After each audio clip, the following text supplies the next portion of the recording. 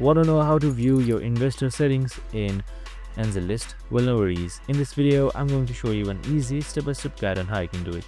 It's super simple and under a minute, so let's get straight to it. So this is specifically for an investment account from AngelList. So I'm going to show you how you can do it easily. So let's get right into it. Now, first things first, what you need to do is you need to just simply open up angellist.com and make sure you are on its website right here. So it will look something like this, and make sure you have signed in as well. So we have also created a video on how to sign in or sign up to AngelList, so make sure to watch that. So once you've done all of that, on the top right side you should be seeing this hamburger icon right here. Just simply select it. So once I selected this hamburger icon here, you should be seeing various options right here, and investor settings should be right below messages. So you can just simply select that, and here you should be seeing your investor settings. Here you should be seeing various options like team, investment preferences, and disclosures as well, which you have done, and that's it. Super simple and easy, and I hope this video helped. If it did, make sure to like, subscribe, and tune in with us for more of these videos.